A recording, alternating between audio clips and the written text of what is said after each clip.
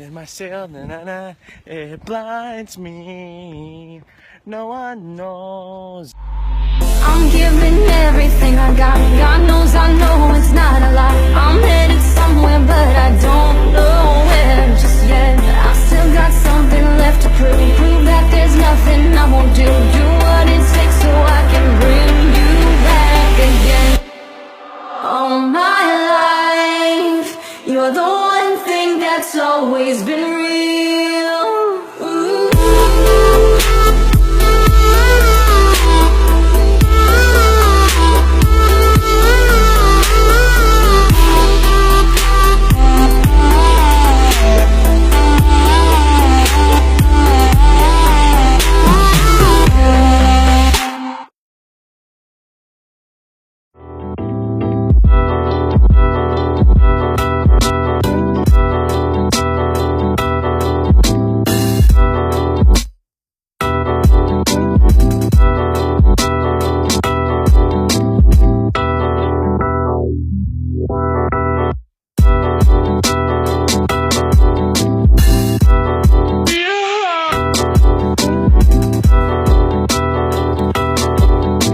I just arrived in Taiwan, and it's airports are airports. And, of course, you begin to say thank you for wonderful airports, but at the end of the day, home is still home, and that's still different.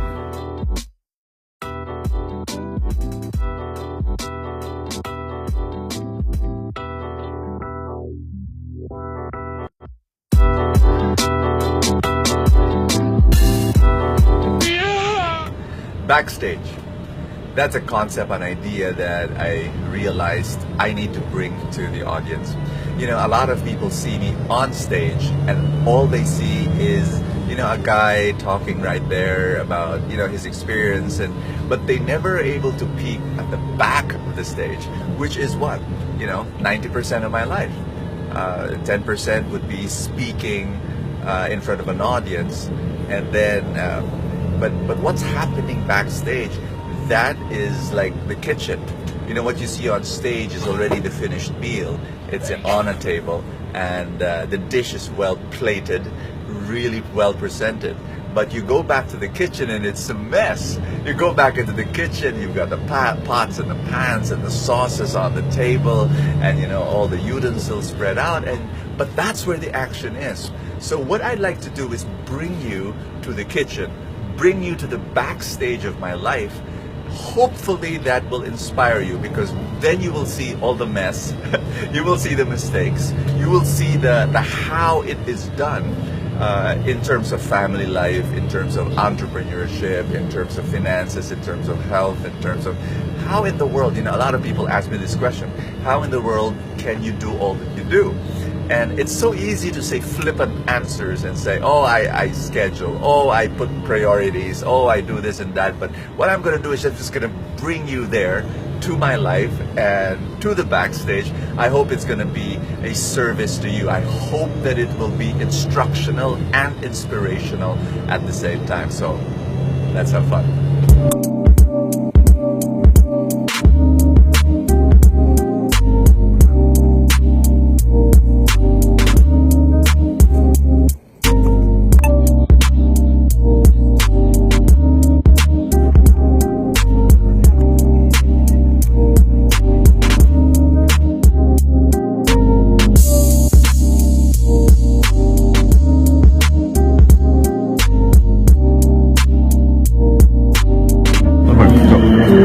I'm in Yehliu. One minute. I'm in Yehliu Geopark. I hope I pronounced that right.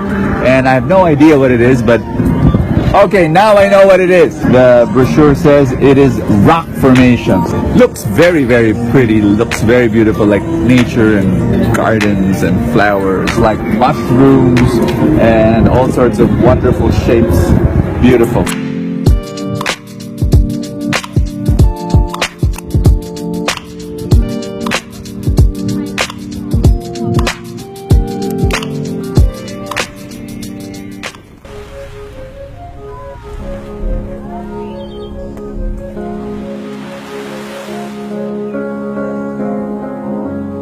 We are in Jiufen. It's a beautiful village up the town and reminds you of Baguio, reminds you of Sagada. And see that fog? It's not really that cold, but it's just gorgeous. It's just picturesque. Postcard perfect.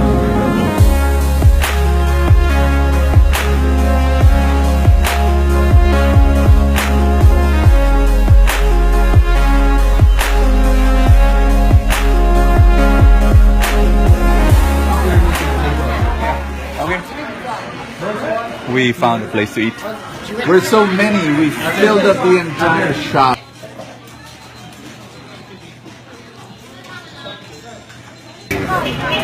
I'm in Jiufen Old Street. We just had lunch. It was really good. The salad was amazing.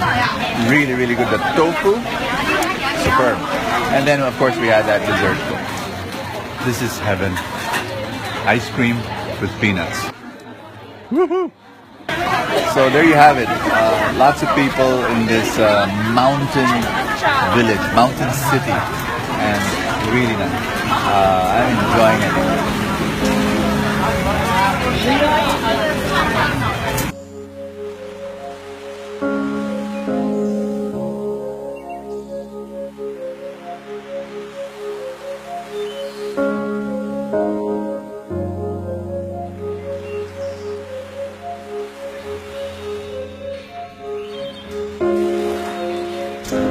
Benny and I are doing one of the favorite things that we ever do. It's looking for a coffee shop that's quaint, that's unique, that's one of a kind.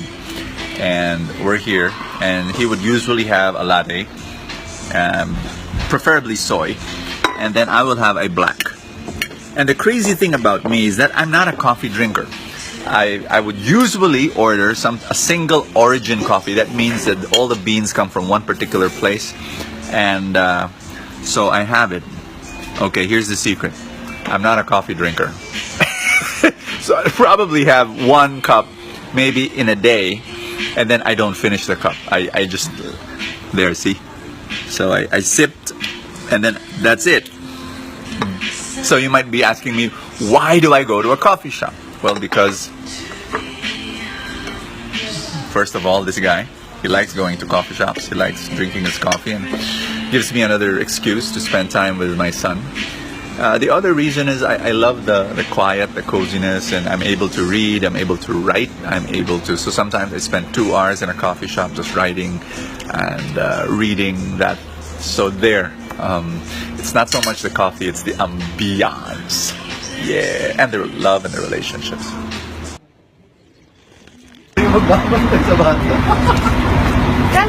Jiufen Waterfall. I hope I pronounced it again right.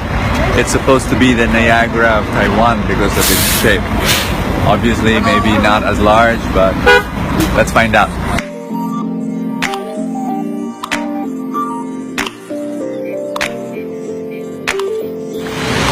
You think about the kind of effort you make to be able to build a bridge. Bridges are difficult to make. So in relationships, so with different people. You've got 2 different people, and then you let them meet each other. They've got different perspectives, different disposition, different attitude. Put them together, difficult, just like building a bridge, but it's worth it.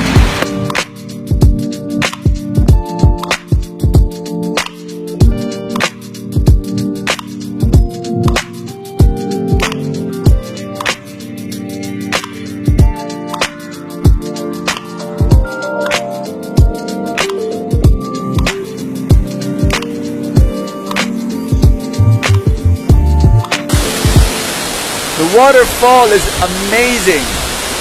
Look at that. Why is it so gorgeous? Why is it so beautiful? I'll tell you why. Nature is beautiful because it is perfect in its imperfection.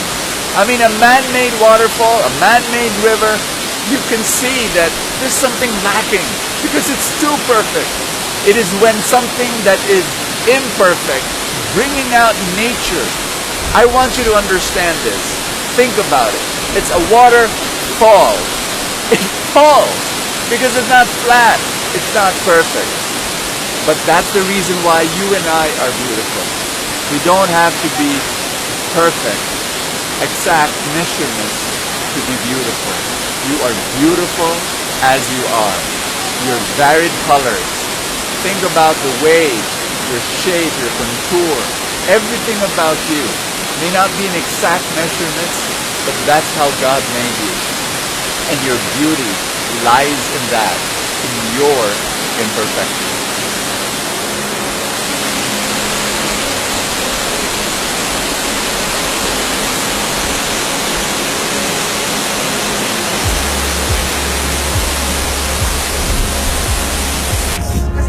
If it's not raining, we'll be able to let some lanterns float up in the air.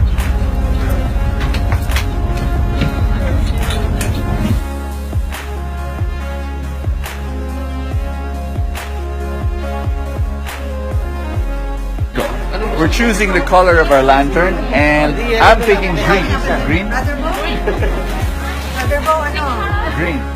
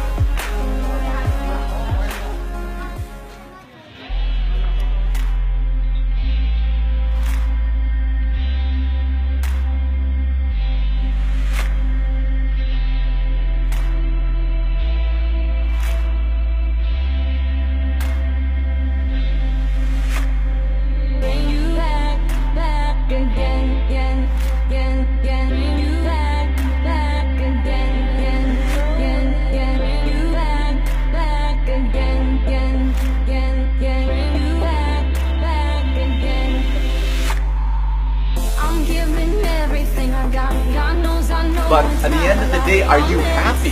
Are you happy with what you're doing? I still got something left to prove that there's nothing I won't do. Do what it takes so I can bring you back again. All my life, you're the one thing that's always been real.